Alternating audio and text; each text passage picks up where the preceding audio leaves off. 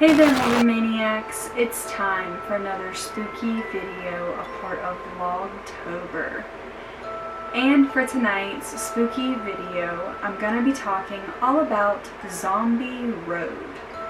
Now, I had briefly spoke about this on my channel, but it was way back when I first started making paranormal content, and the video is very embarrassing, so I figured I would make it over and also give you guys a little bit more detail about the history of the area. And this is a really spooky place, so be sure that you turn off your lights and grab a snack.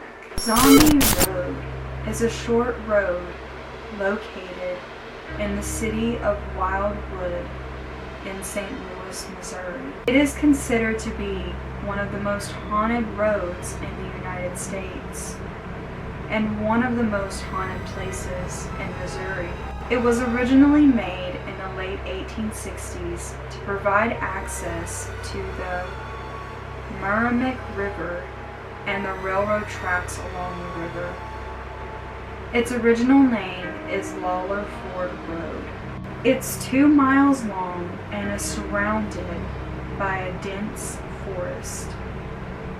It ends near the Myuuji River in Glencoe. It was once nothing but gravel and dirt, but was at some point paved. It is now completely inaccessible with a vehicle, and it is said to be one of the world's largest Native American burial mounds. Native Americans used this road to travel along the Myuuji River. The trail was also used as a path for the soldiers of the Civil War. And not long after, in 1868, the Glencoe Marble Company had created a small set of railroad tracks along this road. The road is also known as the Al Foster Trail and the Rocky Hollow Trail. The area of Glencoe once served as a resort community of homes in the 1940s. A lot of these houses were converted for year-round residence, but were left abandoned and decaying. Many visitors have claimed to have seen apparitions darting in and out of these homes along this road, adding to the creepiness of it. Zombie Road was also said to be a popular parking spot for young teenagers in the 1950s, where they would often go to party and hold makeout sessions in their cars. The legend goes that a man named Zombie had escaped from a mental hospital which was nearby and had disappeared into Lawler Ford, leaving nothing but his bloody hospital gown behind. There was also a story stating that Zombie would hide out in the abandoned houses along the road and would attack any young teenagers who were looking for a secluded place to be alone. However, there are no actual reports that show that a mental hospital was anywhere near the area, but this is where Zombie Road gets its name. There are said to be several spirits which haunt Zombie Road. People have claimed to have encountered ghosts of American Indians, Confederate soldiers, packs of ghostly children, and men who were killed in industrial accidents. Shadowy figures have been spotted darting in and out between the trees, as well as non-human entities as well. And I remember whenever I talked about this briefly in my other video, I showed a picture which was supposedly taken within Zombie Road, and it had a bunch of like shadow apparitions of like these children, and there were like millions of them, and you could like tell the difference between those and the trees, and it was so spooky. Honestly, it was what made me want to make this video in the first place. There is also believed to be the spirit of someone who was killed on the train tracks as well. This story connects to a real event which happened to a woman named Della Hamilton Macleod, who was the wife of a local judge that was hit and killed by a train in the area in 1876. Some also state that it was Della herself who was killed by the train. And since there were no other reports of any train accidents along this road,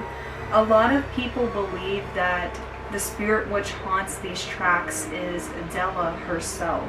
People have seen a translucent figure in white walking up the abandoned line and then disappearing. It is said to have a ghostly bluish-white glow to it, which disappears upon approach. Some believe this to be the spirit of Della Macleod, while others think it could also be the spirits of those others who have lost their lives along the tracks as well. Over the years, the sharp bends in the tracks at Glencoe were often the site of many derailments, to the point of them being discontinued.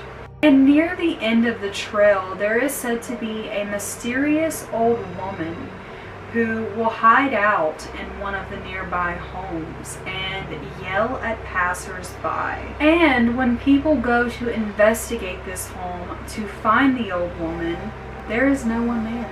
There was also said to be the ghost of a young boy who had fallen off the cliff into the nearby river, and he supposedly passed away and his body was never found. The road is said to be the site of many mysterious disappearances. People often get the sensation of being watched, hear eerie sounds and disembodied footsteps. Today, the road is used as a trail for bikers and joggers to exercise.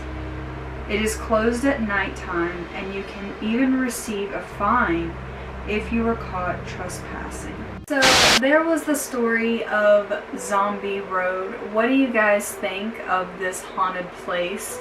Would you ever visit there for yourself? You guys know me. I'm all about these creepy haunted roads, especially the ones that are located within forests. This road kind of reminds me of Clinton Road, which I believe I made a video on last year for Vlogtober, and if you haven't seen that video, I will leave it somewhere in this one for you guys to go check out. It's really creepy, really similar, but let me know what you guys think, and I hope you guys enjoyed this video. If you did, please give me a big old thumbs up. Subscribe to my channel if you have not already and become Morbid Maniac. Be sure to hit that bell notification, that way you get notified every single time I upload a new video.